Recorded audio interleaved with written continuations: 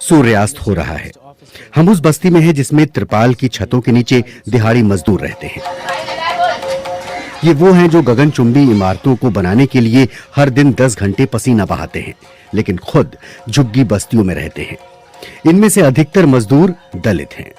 दलित जिन्हें किसी जमाने में अछूत माना जाता था, जिनकी माली हालत ऐसी है कि एक दिन काम नहीं तो 2 जून की रोटी नसीब नहीं होती। झुग्गी बस्ती के बीच इन मजदूरों ने ईंटे गारे से 5 वर्ग मीटर का एक खास कमरा बनाया है।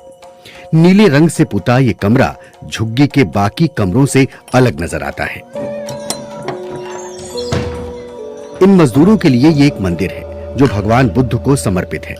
भगवान बुद्ध जो निर्वाण प्राप्ति के बाद तथागत कहलाए, जिन्होंने आधुनिक भारत में तथाकथित निचली जातियों के लाखों लोगों को एकजुट होने में मदद की, जिन्होंने दलितों को हिंदुओं की कठोर वर्ण व्यवस्था से बाहर निकलने का रास्ता दिखाया। झुग्गी बस्ती के इस मंदिर में कोई बड़ा नहीं, कोई छोटा नहीं, सब बराबर हैं। काफी मेंबर है यहाँ पर, सभी लोग, so it was all built together. उन्हें बनाया। So बुद्ध ने कास्ट के बारे में क्या बोला? वो कास्ट के बारे में कुछ एक ही धर्म है, बौद्ध धर्म। हाँ, नो कास्ट। बुद्ध उन भारतीयों में पहले हैं जिन्होंने समूचे विश्व पर अपनी छाप छोड़ी। समकालीन भारत में उनकी भूमिका क्या है, हम इसे भी समझने की कोशिश करेंगे। बुद्ध का वास्तविक नाम सिद्धार्थ गौतम था। उनका जन्म नेपाल से लगी भारत की उत्तरी सीमा के पास 2000 साल से भी पहले हुआ था।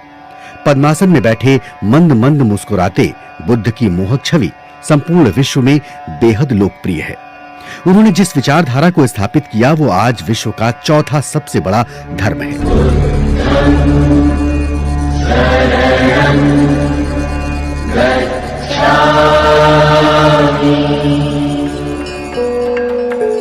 बुद्ध ने नैतिक दर्शन शास्त्र की जो धारा प्रवाहित की, उसे मानव सभ्यता के निर्णायक मोड़ों में से एक माना जाता है। बुद्ध राजनीतिक चिंतक भी थे, जो आज भी स्त्री पुरुष के भेद, भाषा और जात पात की मौजूदा धारणाओं को चुनौती देते नजर आते हैं। क्या ये एक और आधुनिक अवतार हैं? डिविनिटी स्कूल हार्वर्ड यूनिवर्सिटी में प्रोफेसर चार्ल्स हेल्सी कहते हैं, In the 21st century, we often think that the Buddha was someone who was overturning the social order that he found around him. 21वीं सदी में हम अक्सर सोचते हैं कि बुद्ध अपने आसपास की सामाजिक व्यवस्था को पलट रहे थे, लेकिन जब हम ऐतिहासिक तथ्यों को देखते हैं तो हमें पता चलता है कि उस समय के लोगों का दिमाग हर तरह की नई संभावनाओं के लिए खुला हुआ था। बुद्ध भी उन्हीं लोगों में से एक थे। खास बात यह थी कि बुद्ध जो कर रहे थे वो बहुत हटकर था, लेकिन क्या वो एक क्रांतिकारी बनकर खड़े हुए थे? मुझे ऐसा नहीं लगता, और मेरी राय ये है कि इसकी संभावना कम ही है। प्राचीन भारत की तस्वीर आमतौर पर उसी तरह से उतारी जाती है जिस तरह के चित्र अजंता की गुफाओं में उकेरे गए हैं। चट्टानों पर उभरे ये दृश्य बुद्ध के जीवन के कुछ पहलुओं की तरह थोड़े धुंधले पड़ गए हैं। फिर भी मैं कहूंगा कि बुद्ध भारतीय इतिहास के पहले ऐसे जटिल व्यक्ति हैं जिन्हें पहचान और मान्यता मिली। भारतीय उपमहाद्वीप में सभ्यता की शुरुआत लगभग 2500 साल पहले हुई। हिंदू धर्म की धारणाओं के सबसे पुराने स्रोत वेद लगभग 1000 साल बाद अस्तित्व में आए। इसमें बलि और अन्य अनुष्ठानों का विवरण है जिन्हें केवल ब्राह्मण कर सकते थे। बुद्ध के जीवन काल में ब्राह्मणों के वर्चस्व को जबरदस्त चुनौती मिली। बुद्ध का आगमन ऐसे युग में हुआ जब संपूर्ण विश्व में कुछ नया घट रहा था। ये वही युग था जब प्लेटो के एथेंस, पैगंबर के फलस्तीन और कन्फ्यूशियस के चीन में नए नए आविष्कार हो रहे थे। भारत में भी यही वो समय था जब लोहे के उपकरण बनाए जा रहे थे, सिक्के संपदा के प्रतीक बन रहे थे और लेखन को भी बढ़ावा मिल रहा था।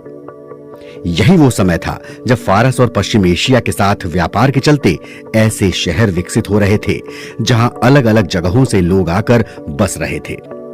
बुद्ध मगध में थे, जिसे आज बिहार के नाम से जाना जाता है, जहां सत्ता की बागडोर ब्राह्मणों के हाथ से अक्सर छूटती रही, जहां उन जातियों का वर्चस्व रहा जिनका युद्ध और व्यापार से सीधा संबंध था।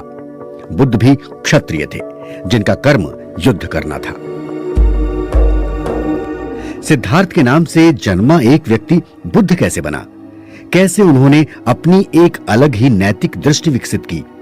इस बारे में उतनी ही कहानियां हैं जितनी आज दुनिया भर में बौद्ध परंपराएं हैं। The landscape of ancient India is shot through with revelations, like the Ajanta caves here. Maharashtra में औरंगाबाद के पास अजंता की गुफाओं में हम चित्रकारी के ऐसे कई नमूने देख सकते हैं जिनमें बुद्ध के जीवन की कहानी तस्वीरों में दर्शाई गई है। लाल दुलार से पले बड़े सिद्धार्थ ने इंसान को एक दिन पीड़ा से छटपटाते देखा और उस पीड़ा ने उन्हें भी झकझोर कर रख दिया।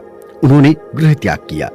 पीड़ा से मुक्ति पाने के लिए सिद्धार्थ 6 वर्ष तक यहां से वहां भटकते रहे। इस दौरान उनकी क्या दशा हुई, पाली ग्रंथों में वो स्वयं बताते हैं। मेरा तन बेहद दुबला हो गया, इतना दुबला कि जब मैंने अपने पेट की त्वचा का स्पर्श किया तो मेरा हाथ सीधा रीढ़ में लगा। इसके बाद सिद्धार्थ उस अवस्था में पहुंचे जहां केवल आनंद था। ऐसी अवस्था जिसमें कोई इंद्रिय इच्छा नहीं होती, जिसमें कोई बुरा विचार नहीं आता। मेरे भीतर अथक दृढ़ता पैदा हुई, सचेत मस्तिष्क जागृत हुआ, मेरा चित्त शांत और एकाग्र हुआ। इसी अवस्था में रहते हुए मानसिक संघर्ष के बीच कई दिन बीतते चले गए। वसंत का मौसम था।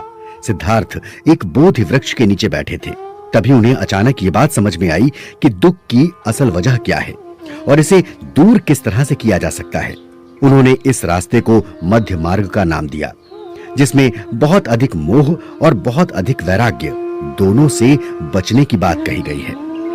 उनकी ये शिक्षा धम्म कहलाई, जो बहुत कठोर, बहुत सैद्धांतिक होने के साथ ही ऐसी थी जैसे गागर में सागर।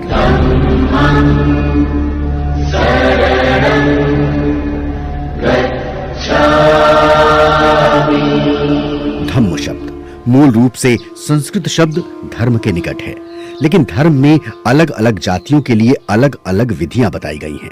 इसके विपरीत बुद्ध के धम्म में समस्त प्राणियों को एक ही दृष्टि से देखा गया है। अपनी शिक्षाओं में बुद्ध कहते हैं, जगत में हर प्राणी का समान संवेदना से सम्मान करो।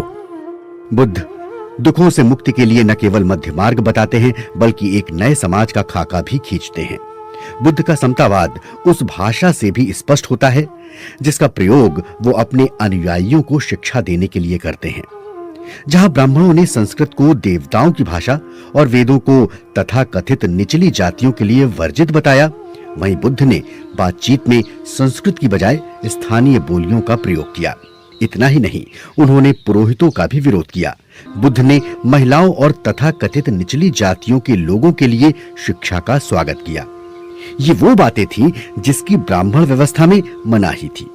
ब्राह्मण कहते थे कि किसी व्यक्ति की क्षमता और कर्म उसके जन्म यानी जाति के आधार पर तय होते हैं, लेकिन बुद्ध ने इस विचार को भी मानने से इनकार कर दिया। उन्होंने जन्म आधारित योग्यता की जगह कर्म आधारित योग्यता पर बल दिया।